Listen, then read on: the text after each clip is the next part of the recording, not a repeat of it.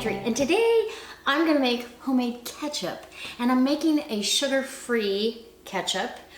You could also put a little sugar in it and ferment it if you wanted to. And I may actually go ahead and ferment this on the counter for a couple of days. It doesn't take long for ketchup.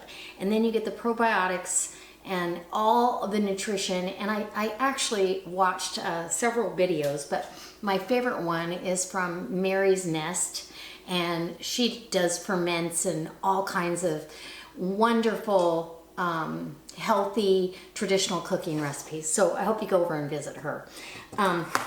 So right now, okay, I've got Thrive tomato powder, and this tomato powder has been open for about 2 years, about a year and a half. So I'm gonna go ahead and use this tomato powder. Now, it's still in a powder form, but when I first opened it, it was a little hard inside. You just break it up with a fork. And the only thing that's in here is ground tomatoes. That's it. Ingredients, tomatoes. So come on in and let me show you up close how I'm gonna put this together. It's gonna simmer on the stove for a little while, and we're gonna end up with just a delicious ketchup that we can use in barbecue sauce, salad dressings, and just as a condiment. All right, did you know that the average person, and I'm not the average person because I'm not a huge ketchup fan. I really like mine a little spicy. But the average person eats 70 pounds of ketchup a year. I was blown away when I saw that. So come on in, let's show you how you do it. Okay, the first thing that we're gonna put in this pan, and you wanna use something that's not gonna scorch or stick, okay? I've got 1.5 cups of water, and this is filtered water from my refrigerator. So you don't want chlorinated water if you're going to ferment at all. A level half cup of tomato powder. And I think this is essential in any kitchen. It saves room. I don't have cans going into the landfill. I can make 3 cups of tomato paste with 1 cup of powder. And you want to go ahead and get that mixed in a little bit. We may, because I don't want a lot of this ketchup, we may go ahead and add a little bit more, but it looks like we're just about at a sauce consistency, and that's really about what I want. Let me add my apple cider vinegar, and this is organic apple cider vinegar with the mother. And I'm going to put 2 tablespoons in there. Yum. And if I was going to ferment this, I would probably add some whey as well, but I'm going to leave that out. I have a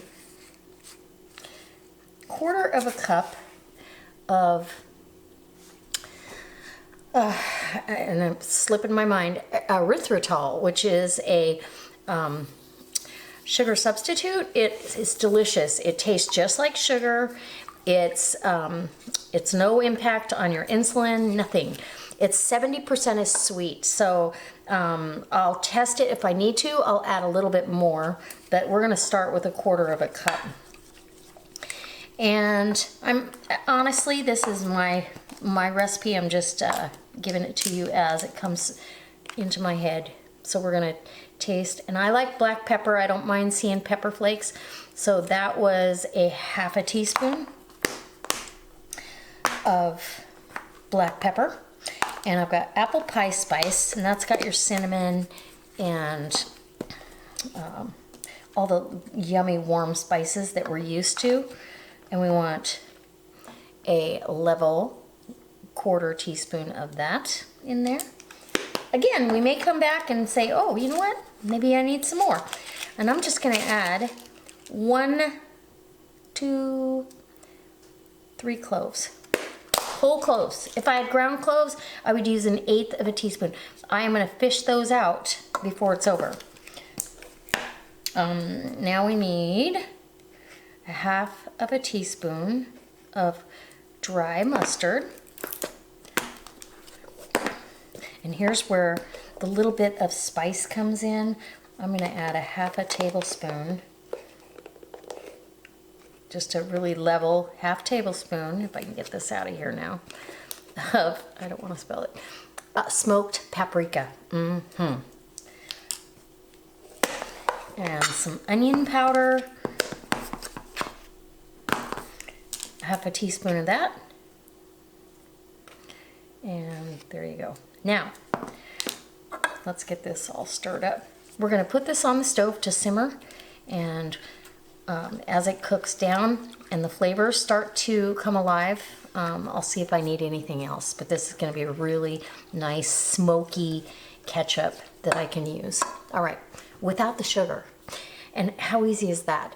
And I'll decant this in a canning jar and it'll keep in the refrigerator for weeks. So, all right, let's go to the stove. But to make a tomato ketchup, it's really up to you how salty, how spicy, how you pair that with anything that you have. And I think I do, I want a little bit of garlic. I'm gonna add some garlic in here. And I'm just gonna use Johnny's garlic and maybe a half a teaspoon. And I can taste the onion powder and a little bit of the pepper, but I think I want a little bit more smoked paprika. So I'm just gonna eyeball it. You guys, like I said, you make it to your taste. And I can taste the apple pie spice and the, you know, that's got the cinnamon, and it's just, it's a great combination to add in there. So we just, like I said, need to get the clove. This is gonna go about maybe 5 more minutes. And as soon as I can start tasting clove, we will take it off the heat. So, clean spoon, give it a taste. Oh wow, that is so good. That is delicious. Oh, I can't wait to use this. So this is gonna be the base of a barbecue sauce because I need some sugar-free barbecue sauce. And you know, how easy is this? And I'm using up things that are in my food storage that have been sitting there. I don't use tomato powder a whole lot, but I'm gonna start using it more often because I realized that here I've got it at my fingertips. I've got the best, I mean, look at this beautiful thick sauce or ketchup, if you will, in a matter of minutes. It doesn't take any time at all. And it's at my fingertips, and it stays for a very, very long time on your shelf. And you're not storing a bunch of cans of tomato paste, tomato sauce, tomato, yeah. Anyway, all right, guys. I'll bring you back when this is all done in about 5 or 10 minutes, and we're putting it in a jar. Yum. Okay, guys, so this has come out nice and thick. I did add a little bit of water to it because it was getting too thick. And it didn't have to be on the stove very long. I know a lot of you are gonna ask, can I can this? I would most certainly go to your Ball canning book or a different resource and get an approved recipe. This has all the components of an approved recipe, except I don't use sugar. I use the erythritol. So I'm not going to can it. Would I feel safe canning it? Maybe if I added a little bit more vinegar, or I pressure canned it. But for water bath canning, I don't know. Look how thick this is. I mean, it's nice, thick ketchup. I don't know. I like that. You know, the kind you had to get a butter knife and put it down in the jar or the bottle? Okay, I'm gonna give it a big taste test. Because it tastes different when it's cooled down than it does when it's hot. It's delicious. I honestly, I would love this on French fries. I've never been a big ketchup fan, but I'm gonna decant this in some really pretty little jars. And it's going in my refrigerator. Part of it, like I said, is going for salad dressing. Part of it is going for barbecue sauce. So it will serve a purpose for sure. And it was inexpensive. It cost me, I'll tell you, sugar-free ketchup doesn't taste that great in the store. And it is, it's expensive for good ketchup. It's like $6.99 a bottle. And I'm just not gonna pay that. So we may have a little bit more than a pint here. Yeah, that's about full. So we're gonna have to figure out what we wanna do. Okay, I'm gonna go ahead and get as much as I can in this jar. It doesn't have to, I don't have to worry about a headspace, right? Just need to get some in there. I don't wanna waste any. And I'll just put some in a bowl, in a little Tupperware bowl for a dipping, maybe some kind of a vegetable or a potato or So when I make the barbecue sauce and or the salad dressing, I'm only going to use half a pint and it'll be plenty. And there you go. It'll last for weeks in my refrigerator, and I've got ketchup. This is as much ketchup as I need for a very long time.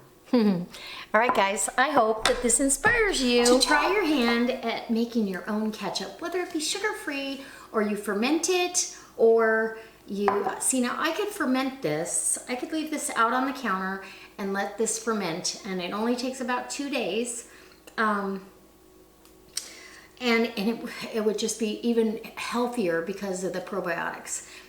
Any residual sugars that you might put in there, the fermentation process actually eats the sugar, and you'd have to burp your jar after a day. You just loosen the lid and burp it, but I think I'm gonna leave it just the way it is. And guys, I can't wait to use this in different applications, and I hope that it inspires you to just look in your cabinets and see how easy it is to use things you already have on the shelf. You don't have to go spend a lot of money, and you know exactly what's in it.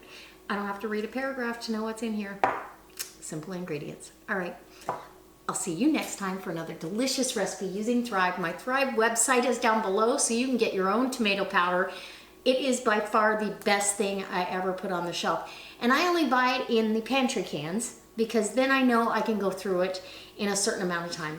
That particular can kind of got lost in the shuffle of moving and all that, and I didn't realize there was an open one, and I opened another one, and so but it's still perfectly fine. There's nothing wrong with that tomato powder at all, and yeah, makes a ton of sauce. So all right, we'll see you next time. Let me know if there's a different sauce you'd like to see me make with the tomato powder.